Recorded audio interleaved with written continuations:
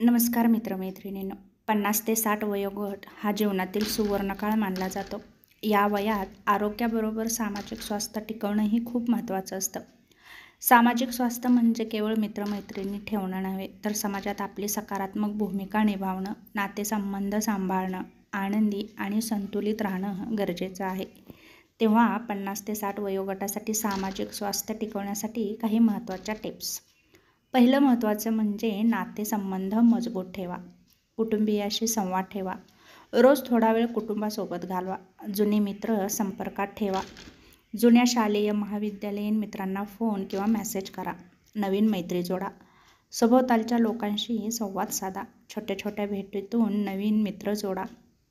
पिढ्यांमध्ये संवाद ठेवा. नातवंडाशी खेळा. मुलांशी चर्चा करा. त्यांचे विचार ऐका. विश्वासार्ह सल्लागार बना. कुटुंबातील लहानांना योग्य मार्गदर्शन करा. समाजाशी जोडून राहा. यासाठी सामाजिक कार्यक्रमामध्ये सहभागी व्हा, जसं की लग्न, सण, उत्सव यामध्ये सक्रिय राहा. सामूहिक प्रार्थना किंवा भजनात सहभागी व्हा. यामुळे मानसिक आणि सामाजिक समाधान मिळतं.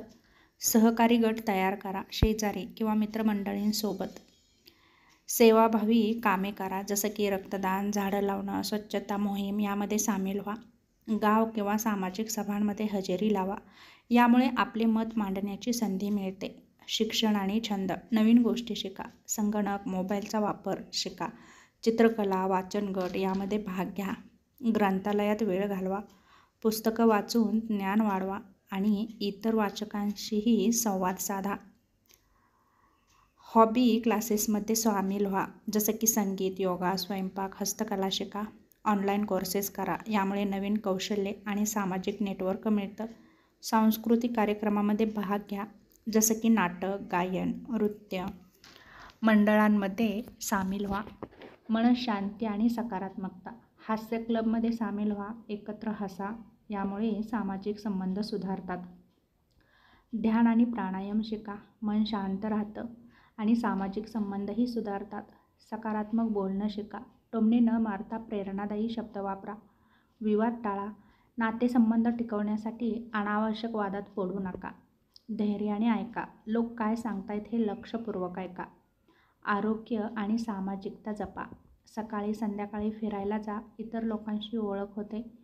योगा गट तयार करा. मित्रांसोबत योग अभ्यास करा. खेळात सहभागी व्हा, जसं की चालणं, बॅडमिंटन, कॅरम, बुद्धिबळ खेळा.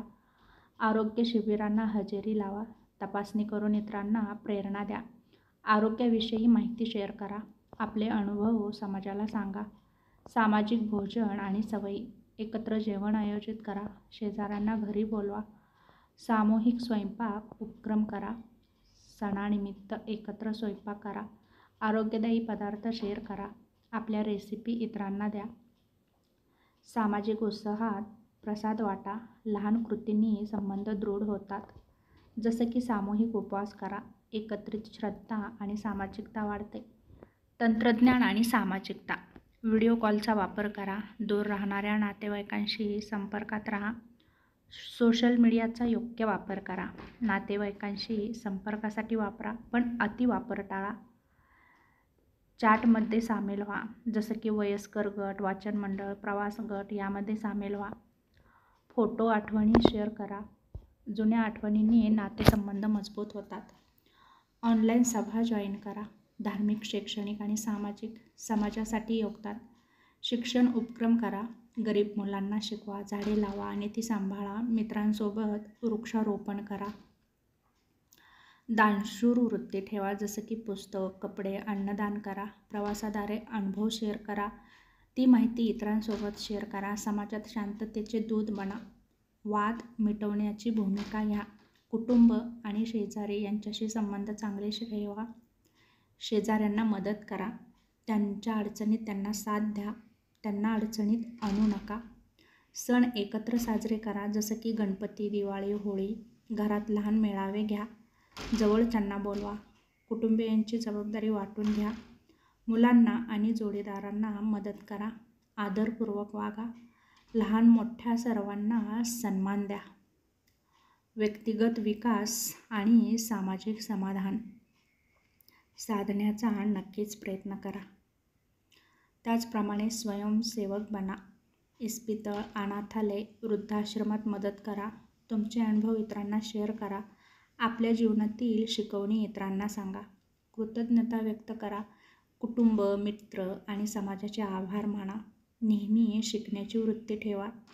बदलत्या समाजाशी जुळवून घेण्याचा नक्कीच प्रयत्न करा. तुमचा आनंद वाटा आणि छोट्या छोट्या कृतींनी समाजात आनंद पसरवा. आणि तुम्हीही छोट्या छोट्या गोष्टीतून आनंद वेचून घ्या आणि नेहमी आनंदी राहण्याचा नक्कीच प्रयत्न करा.